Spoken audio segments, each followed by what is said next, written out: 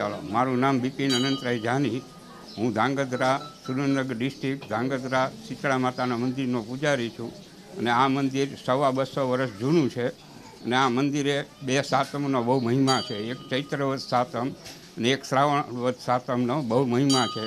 નાના બાળકોના આયુષ્ય માટે, નાના છોકરાઓ માટે ઠંડુ ખાવાની બાધા રાખે છે. અને અહીંયા નેણા ફૂલા ચોટલા ઘણા સગડી લઈને આવે છે, ઘણા દંડવત કરતા પણ આવે છે. અને આ સાતમનું બહુ મહિમા અહીં રાખેલ છે.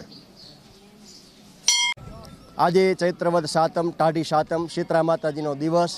અહીં સવારથી સાંજ સુધી ચૈત્રીવદ સાતમ અને શીતળા સાતમ, શ્રાવણ મહિનાની સાતમ, બંને દિવસે ખૂબ ભીડ હોય છે.